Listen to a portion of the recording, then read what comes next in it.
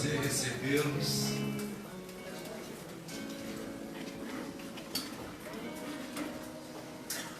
Meu desejo de oração é que você esteja usufruindo da certeza de que Deus é por nós. Que esta certeza possa pacificar o nosso ser, tranquilizar a nossa mente. Eu gostaria nesta noite de ler com vocês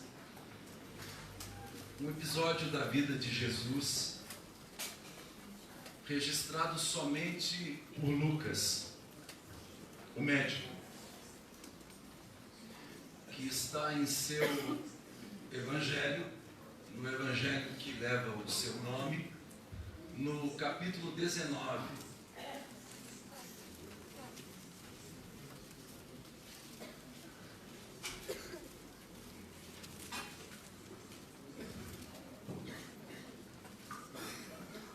Capítulo 19 do Evangelho de Lucas.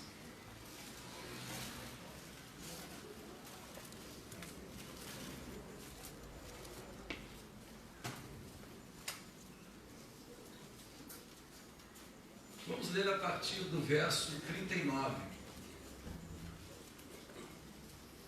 Versículo 39.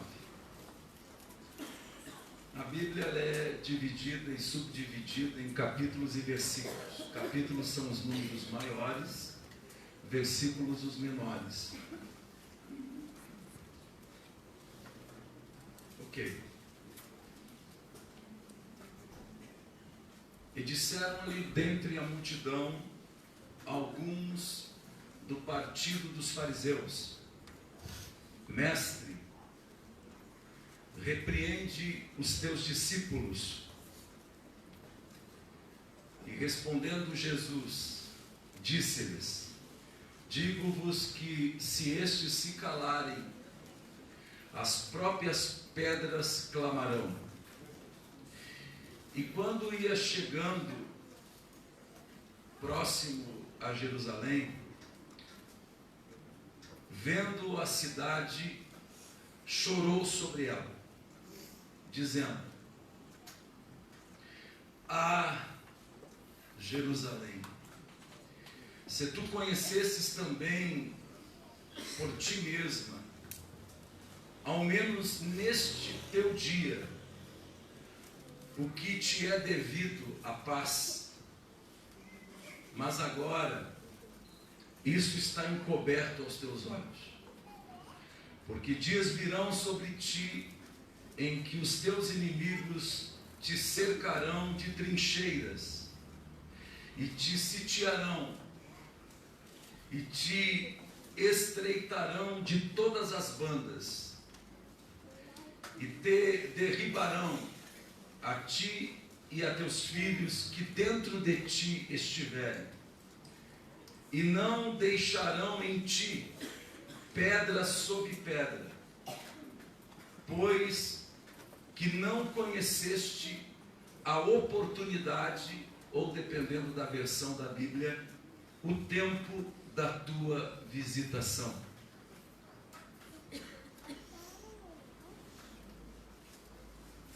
Este episódio, ele só é registrado, como disse por Lucas.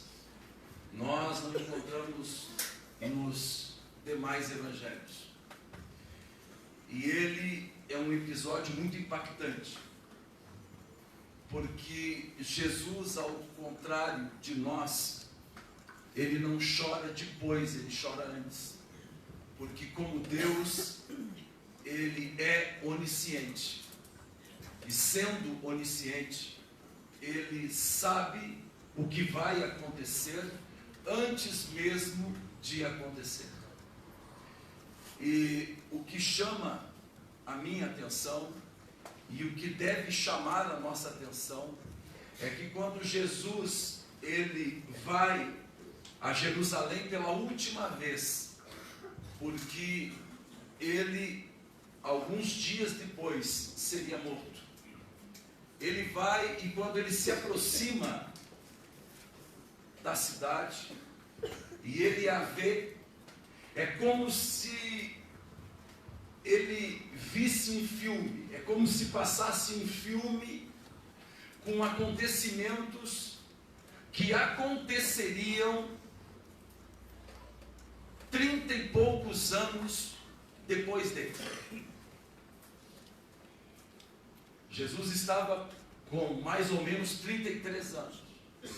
Esses acontecimentos sobre os quais Jesus se referiu aconteceram em 70 depois de Cristo. 70. Mas o que é que Jesus vê ou antevê que faz com que ele lance mão de um recurso literário chamado interjeição, que o que está posto aqui é "ah"? E isso é muito interessante, porque esse recurso literário, essa interjeição, ela expressa um desejo que, para a sua realização, depende de outras pessoas. Eu quero mostrar para vocês o que aconteceu 70 anos depois de Cristo. Eu quero mostrar para vocês um registro histórico de Flávio Josefo, que nasceu em 38 depois de Cristo e faleceu em 100 depois de Cristo. Flávio Josefo, ele é autor, o único autor contemporâneo do apóstolo Paulo, contemporâneo à igreja primitiva, à primeira igreja, e ele escreveu 2 obras. Ele escreveu a história dos hebreus e ele escreveu a antiguidade judaica. E no livro de número 6, especificamente, eu fiz questão de colocar ali para vocês, no 6º livro, no capítulo 21, foi registrado por ele em loco, porque Flávio Josefo, por ter nascido em 38 depois de Cristo, ele estava mais ou menos com 20 e poucos anos, quase 30 anos, e ele se tornou cidadão romano, e se tornou uma peça fundamental, porque à época houve uma insurreição. O partido dos Zelotes, um dos partidos judeus, os outros eram os fariseus, os saduceus, e havia o partido dos Zelotes. O partido dos Zelotes, do qual Judas Iscariotes fazia parte, tomou um prédio na cidade de Jerusalém e começaram a lutar contra os romanos. Flávio Josefo, então, por ter cidadania romana, ele se tornou um negociador entre o filho do imperador Tito e os rebeldes. E ele estava em loco quando escreveu isso que nós vamos ler. E ele narra para nós o depoimento de uma mulher que, depois de 7 meses, com a cidade sitiada por 3 legiões romanas, vou repetir, 3 legiões romanas em fevereiro de 70 depois de Cristo, sitiaram os muros de Jerusalém e não permitiram que alimentos entrassem e que ninguém entrasse e saísse. Eles sitiaram literalmente, isolaram literalmente a cidade de Jerusalém. E as pessoas ali dentro começaram a passar fome. Jesus Cristo, ele já havia dito, e Mateus registrou isso no capítulo 24, que quando isso acontecesse, quem estivesse na cidade deveria correr para o campo. As pessoas não entenderam nada do que Jesus estava dizendo. O que ele estava dizendo é que quem ficasse na cidade de Jerusalém iria passar por coisas horríveis. E uma delas é essa, que as senhoras e os senhores podem ler. O registro de uma mãe está no capítulo 21 do livro 6 de Flávio José. Depois de ter assim falado, a mulher matou o filho, cozeu ele, comeu uma parte e escondeu a outra. Não se sabe quais as partes da criança que a mulher comeu, mas escondeu a outra parte. Aqueles ímpios, se referindo aos soldados romanos, que só viviam de rapina, entraram em seguida naquela casa, porque a cidade estava sitiada. Roma havia tomado conta de Jerusalém. Tendo sentido o cheiro da comida, ameaçaram matá-la se ela não lhes mostrasse o que tinha preparado para comer. Ela respondeu que ainda lhe restava um pedaço e mostrou para os soldados a outra parte do corpo do filho. Ainda que tivesse um coração de bronze, a mulher, tal espetáculo causou, ainda que os soldados tivessem um coração de ferro, causou-lhes tanto horror que eles pareciam fora de si. Ela, porém, na exaltação que lhes causava um furor, disse-lhes com o rosto convulsionando: pode tirar. Isso é apenas uma pequena amostra do que Jesus Cristo anteviu quando ele se aproximou de Jerusalém e usou aquela interjeição: ah, Jerusalém.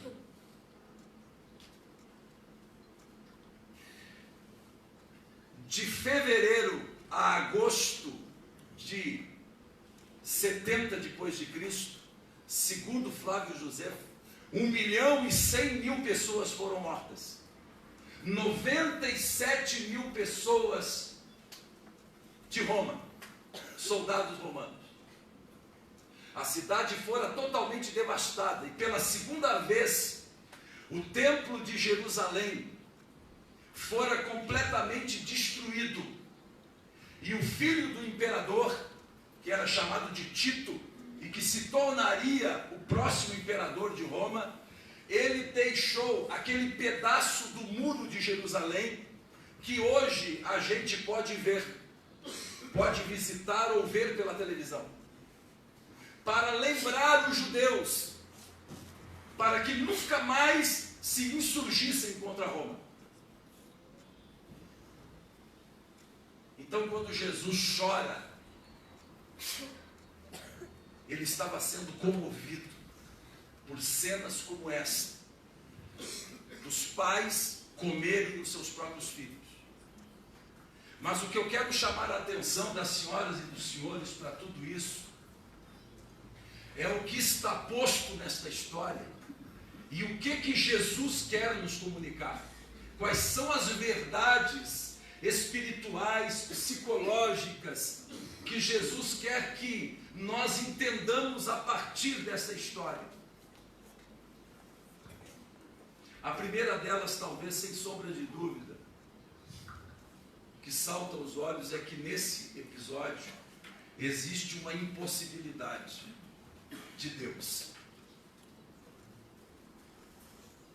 Nós acabamos de cantar: tudo é possível a ti. Mas eu quero dizer às senhoras e os senhores aqui presentes e às senhoras e os senhores que nos assistem, que existem impossibilidades inerentes, intrínsecas à natureza de Deus. E eu vou citar duas. É impossível que Deus minta. Isto está escrito. Mentir para Deus é uma impossibilidade intrínseca, inerente ao seu caráter. Deus não mente. Nós mentimos, mas o Senhor não mente. aqui neste texto existe uma outra impossibilidade divina. E a interjeição que eu citei e que está posta no texto evidencia essa impossibilidade. Eu pergunto às senhoras e os senhores que são pais e aqui se fazem presentes, se vocês conseguissem antever algum mal que pudesse acontecer com seus filhos, vocês não fariam algo a respeito? Fariam ou não fariam? Nós faríamos. Faríamos. E talvez você esteja se perguntando agora, a partir desta linha de pensamento, por que que Deus, Jesus Cristo, que anteviu tudo isso que aconteceria em 70 depois dele, depois de Cristo, por que que Deus não interviu?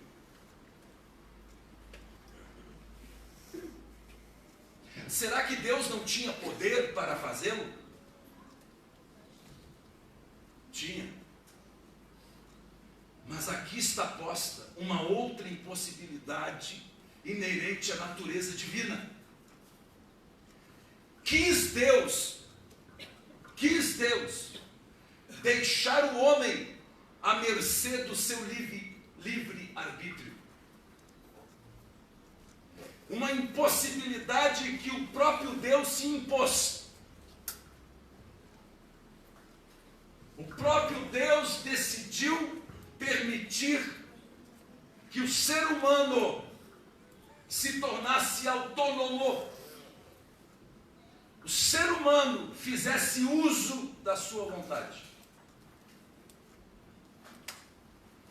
Existe uma passagem bíblica que está no Evangelho de Marcos e também está nos sinópticos, que são os 3 evangelhos, com exceção de João, que são muito parecidos, que é do jovem rico. Quem é que lembra dessa passagem bíblica? O que mais me espanta nessa passagem bíblica é que o texto, é claro, diz que quando Jesus viu o rapaz, o jovem empresário, ele o amou. Está escrito isso. Jesus amou o rapaz, que perguntou a Jesus: o que devo fazer para herdar a vida eterna?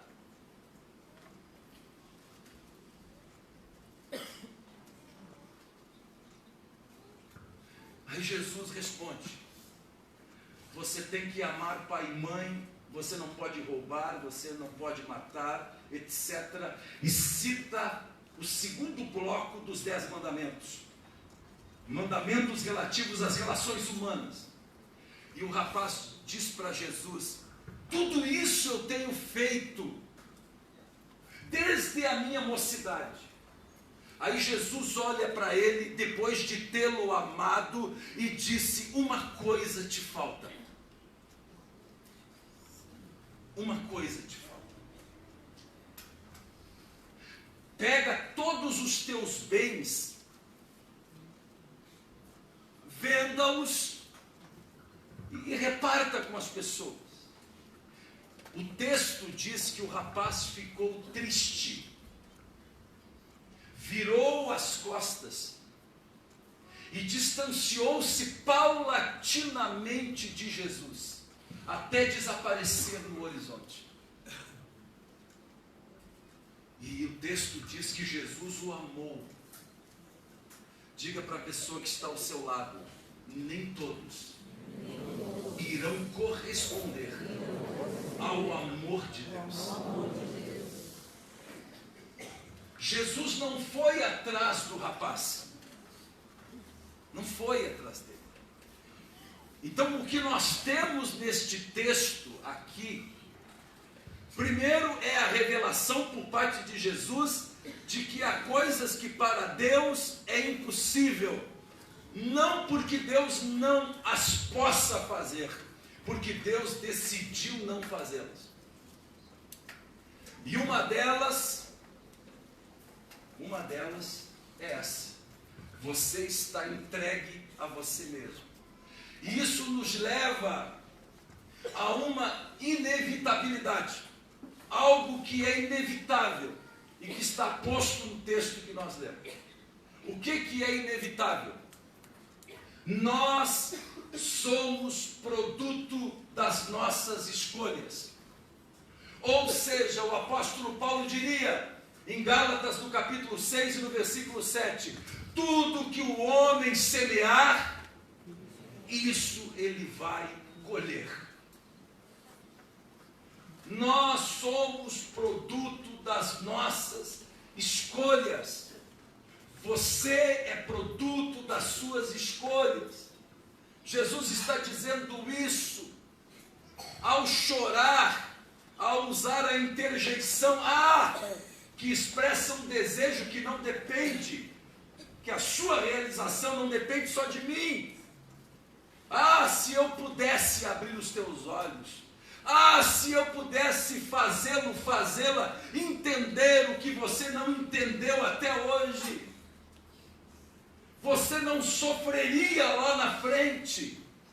E Jesus chora, porque Ele sabe qual será o nosso destino. Jesus sabe para onde a somatória das nossas escolhas nos levarão. Jesus sabe disso. Então isso é inevitável. Isso está posto, está dito aqui. Só que essa inevitabilidade, ela revela para nós três coisas. A primeira delas: se você é produto, é resultado das suas escolhas, você não está fadado, você não está destinado a ser quem você não quer ser. Em outras palavras, se você é produto das suas escolhas, isso significa que você não é obrigado a baixar a cabeça e aceitar um destino, aceitar um karma, aceitar uma determinação, seja ela cósmica, seja ela espiritual, seja ela holística. Não importa onde você tenha nascido, não importa a sua procedência, não importa como você se chama, não importa a sua árvore. Lembrei do irmão que dizia ginecológica. A sua árvore genealógica. Não importa de onde você vem. Se você quiser vencer na vida, você pode.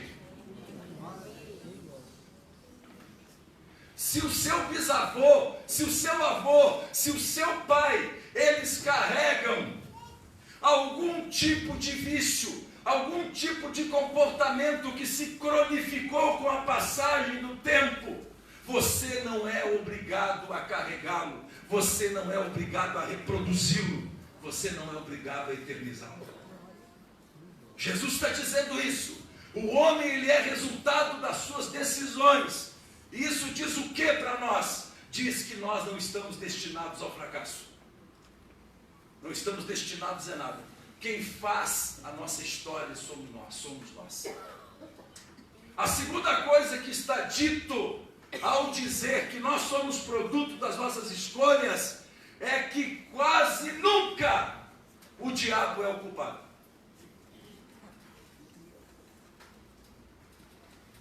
Porque o diabo, ele é o maior receptáculo de culpas que eu já conheci.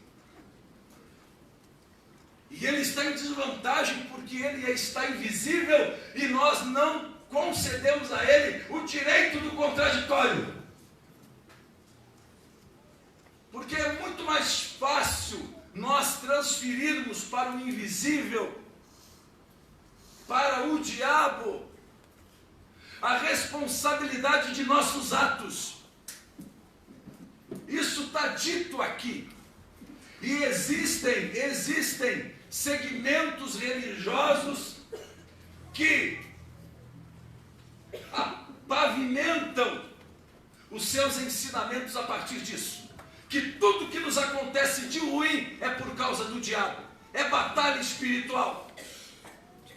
Tem pessoas que chegam a chamar emoção e sentimento de demônio. Quem é que aqui já ouviu um pregador ou um teólogo dizer: esse demônio de rejeição, esse demônio de tristeza, como se a tristeza não fosse uma emoção legítima do ser humano? Então, se você é produto das suas escolhas, você não está determinado, fadado e destinado a ser o que você não quer ser. Eu sei que é mais confortável a gente ser do bloco do Zeca Pagodinho e deixar a vida levar a gente. Eu sei que isso é confortável. Tira a pressão e os níveis de ansiedade diminuem. Deus quis que eu fosse assim. É muito fácil a gente jogar para Deus, ou senão a gente joga para o diabo. Não, culpado foi o diabo. Isso está dito aqui. Você é produto das suas escolhas, quase nunca é o diabo. E agora Jesus diz algo fantástico, no verso 42. Jesus diz assim: se conhecesses também neste dia, hoje. Jesus está dizendo: não deixe para amanhã o que você pode começar a fazer hoje.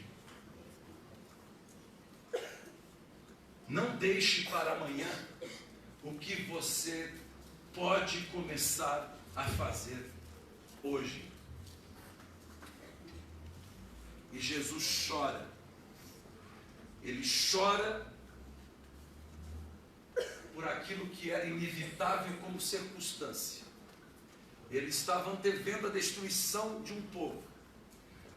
E mesmo sendo Deus, não podia fazer nada. Não podia.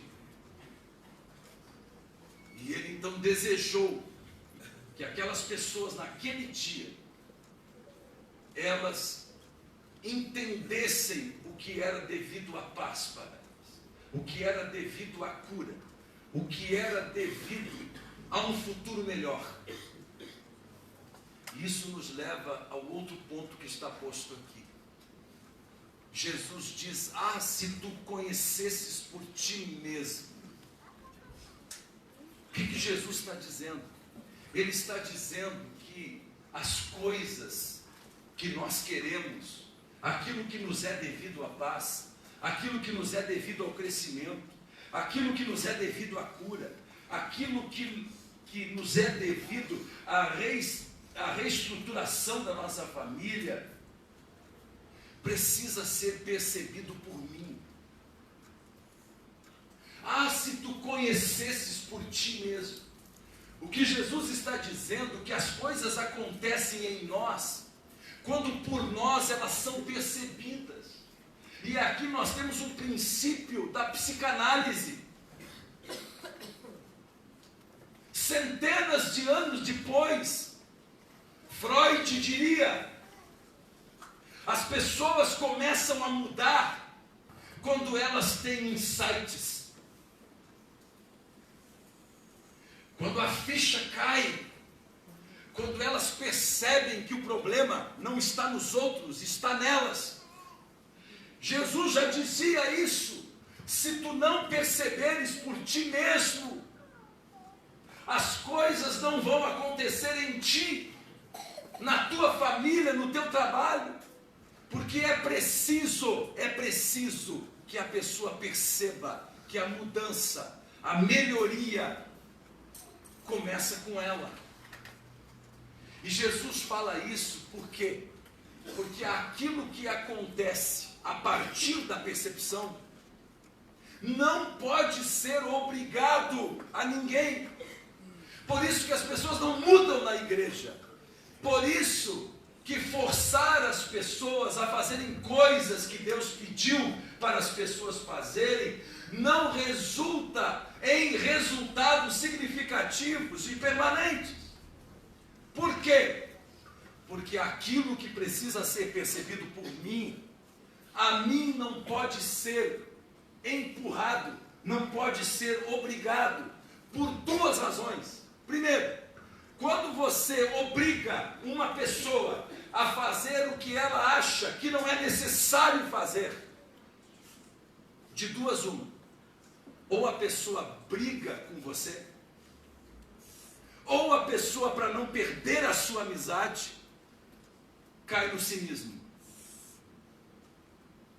e finge que está fazendo aquilo que você pediu para fazer. E aqui está a recuperação dos alcoólicos anônimos, dos drogaditos, de qualquer tipo de vício. Se você obrigar uma pessoa a fazer o que ela não percebeu ainda que ela precisa, se você não percebeu que precisa de Jesus, não adianta eu colocar Jesus goela abaixo a você.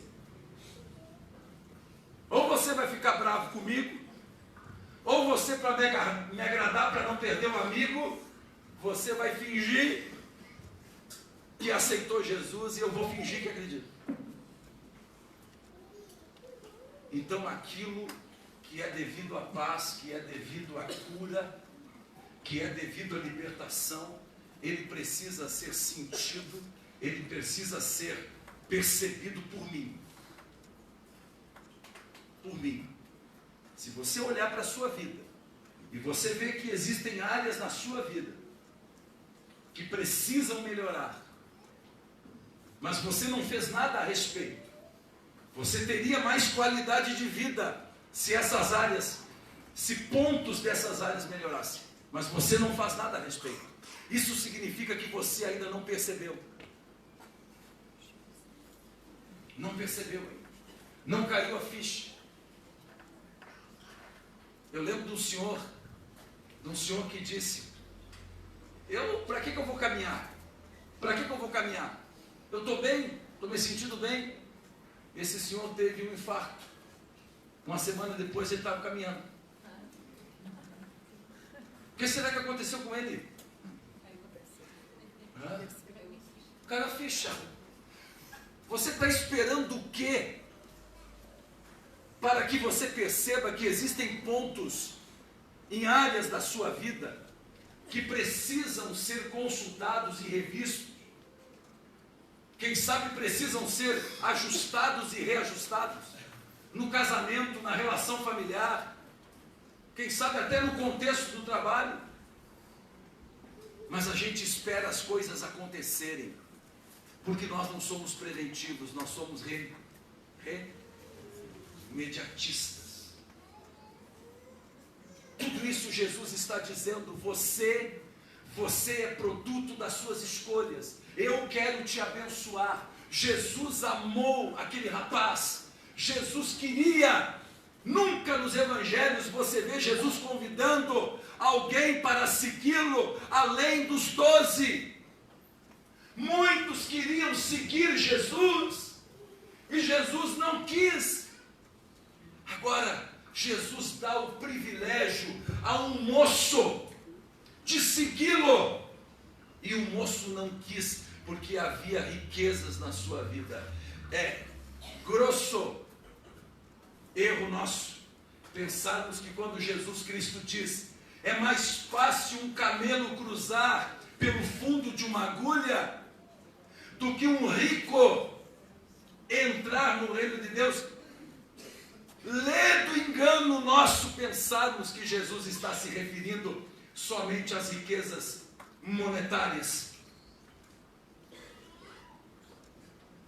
Jesus se referia não só àquilo que nos dá segurança e independência ilusória, não só às riquezas monetárias. Jesus se referia ao conhecimento científico. Jesus se referia à força, ao poderio militar, à força de um homem, de uma nação sobre outra. O que Jesus estava falando? Exatamente o que Jeremias escreveu no capítulo 9, versículos 23 e 24. Não se glorie o forte na sua força, nem o sábio na sua sabedoria, no seu doutorado, no seu pós-doutorado. Não se glorie o rico na sua riqueza, mas aquele que se gloriar, glorie-se em saber que eu sou o Senhor. E que faço 3 coisas: faço juízo, faço justiça e sou fiel. São várias coisas que não nos permitem entrar no reino. Entrar no reino não é entrar numa igreja evangélica. Qualquer pessoa entra numa igreja evangélica, mas para passar pela porta que leva o nome de Jesus, você tem que querer, a ficha tem que cair, você tem que perceber por você mesmo. Senhores batizandos, vocês estarão descendo as águas, porque presumo eu, perceberam por si mesmos que Jesus é o caminho, a verdade e a vida. Quantos que foram batizados nas águas, mas nunca nasceram de novo, nunca entraram no reino? E eu quero encerrar mostrando um momento que a ficha cai, um momento do insight, um momento daquela percepção. Se nós abrirmos a nossa Bíblia no livro de Jó, no capítulo 42,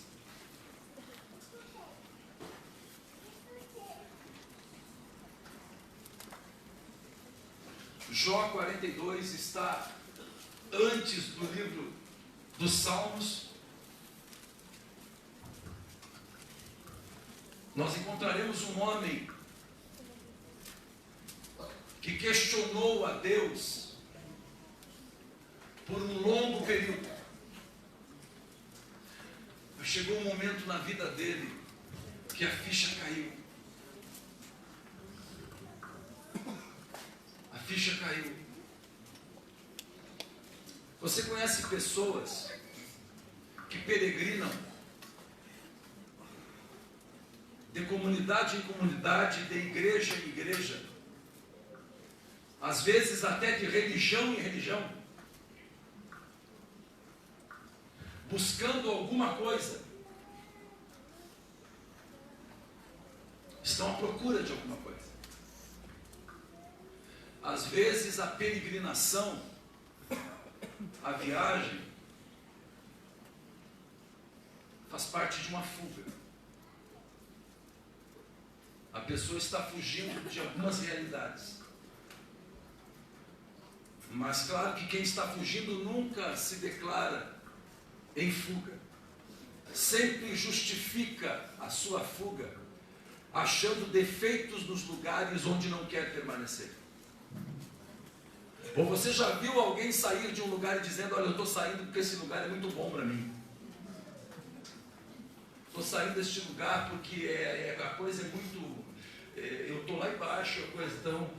Não. Quando se sai de um lugar, a gente tenta desqualificar aquele lugar para a gente se sentir melhor. E para a gente evitar a própria percepção. Então pare de peregrinar. Pare de peregrinar. O que você procura não está fora de você. Não está fora de você. Aí Jó, que peregrinou, e chegou a um ponto que a ficha caiu e ele disse: Deus, agora eu sei que tudo te é possível.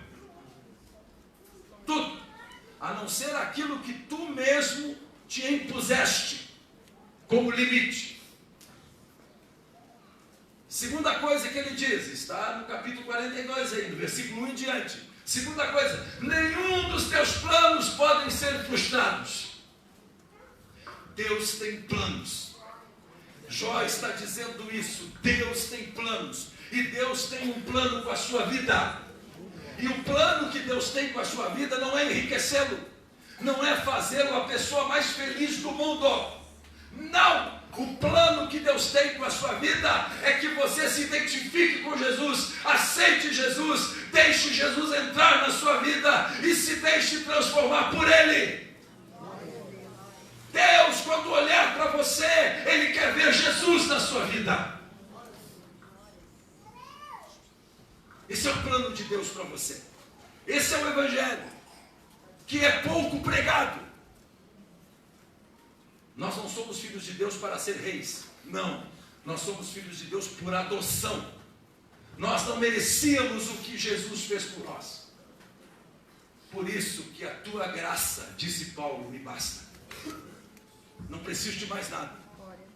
Aí Deus vai olhar para ti, já que em teu coração tu disseste que a minha graça te basta. Com a minha graça eu vou te dar as demais coisas.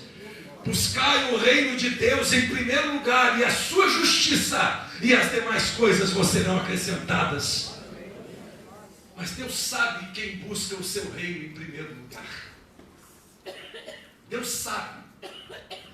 E eu não perco um minuto de sono para saber quem busca ou quem não busca. Porque não cabe a mim. Cada um cuide de si. Porque aquele que está em pé, disse o apóstolo Paulo, cuide-se, não caia.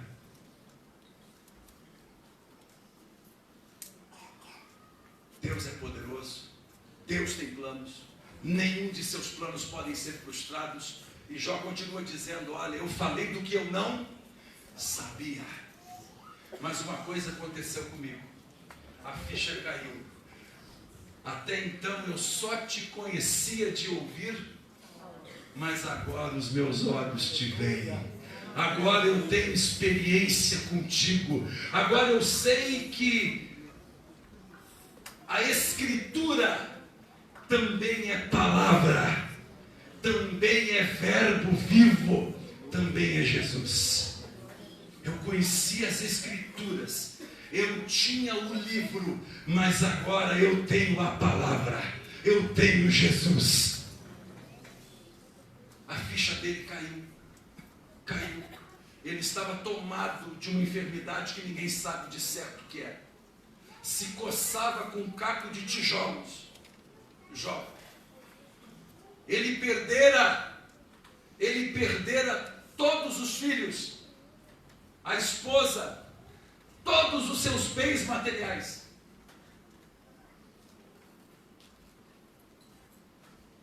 Mas a ficha caiu. O que será preciso para que você perceba por você mesmo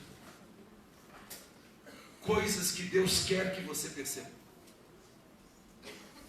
Não espere que um anjo vai descer e vai fazer assim. Quem sabe um anjo vem descendo numa nuvem cor-de-rosa, né? Ou quem sabe é um surfista prateado.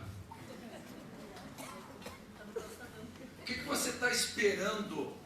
Você que ainda diz que aceitou Jesus, mas não é batizado nas águas ainda. O que você está esperando acontecer? A fada do dente aparecer para você? Ai, pastor, eu preciso sentir. Eu não estou pronto ainda. Se alguém estiver pronto, você vai ser despachado para a glória.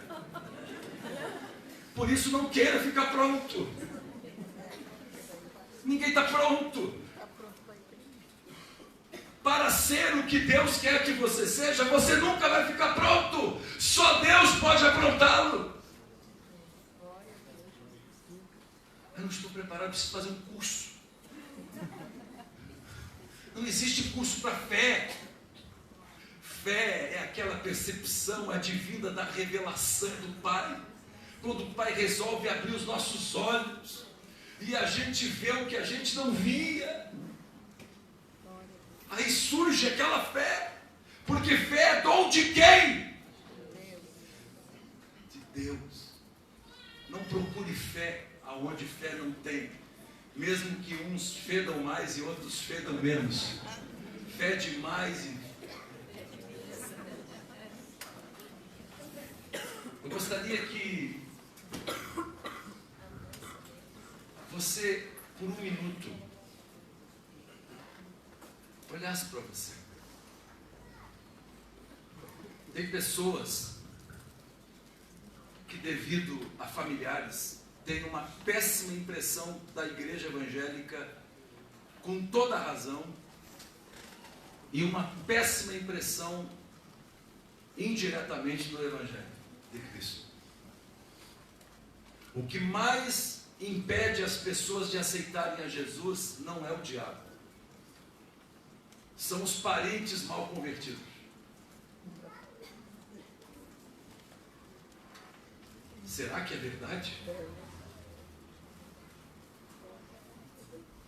Que é uma coisa para espantar pessoas, é o fanático.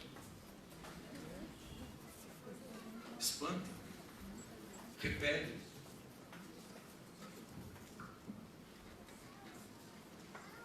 Se você pode, fique em pé, por favor.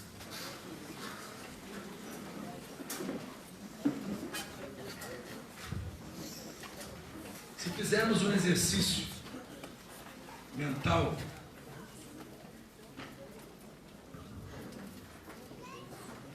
Jesus estava chegando a Jerusalém e ele anteviu o que aconteceria e chorou.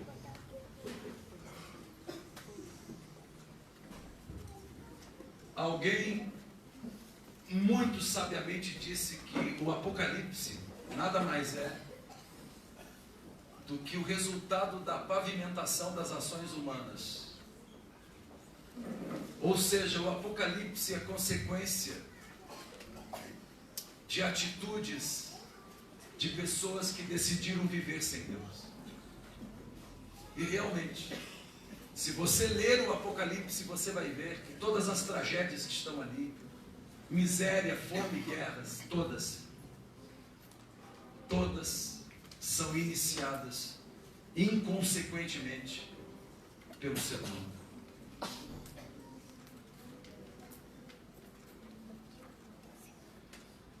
Fazendo um raciocínio, se Jesus chegasse na sua casa, com o poder que ele tem de saber o que você vai ser daqui a 10 a 20 anos, será que Jesus sorriria? Sorriria? Ou será que ele choraria?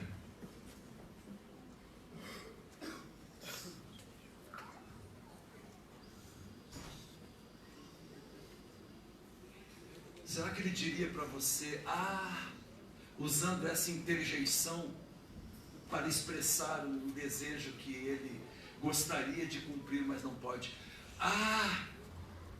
Se eu pudesse acordar vocês, porque esse tipo de comportamento de vocês e estilo de vida que vocês levam vai culminar nisso aqui, lá na frente. Se eu pudesse acordá-los. Quem sabe isso não está acontecendo agora. Se hoje, vocês usassem esse poder que vocês têm, de criar o futuro de vocês a partir do presente, lançando mão de escolhas que estejam de acordo com os meus ensinamentos.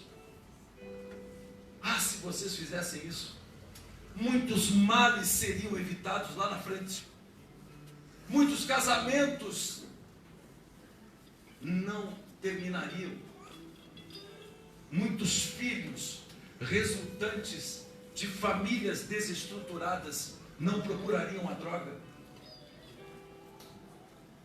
Eu vi uma placa, não quero discutir o teor da placa, mas eu vi sentido nessa placa e não lembro em que cidade ela foi posta. Antes de colocar um filho do mundo, ver se você tem condições de criá-lo. Alguém mais viu essa placa? Eu não lembro em que cidade, onde foi.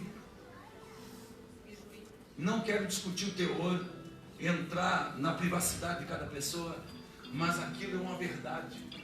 Antes de você fazer alguma coisa, veja o tamanho da M que você vai fazer.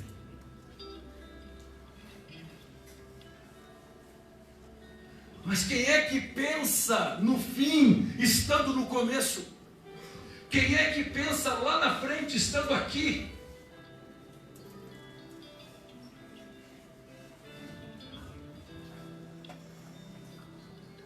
Ah, se você entendesse. Feche os teus olhos.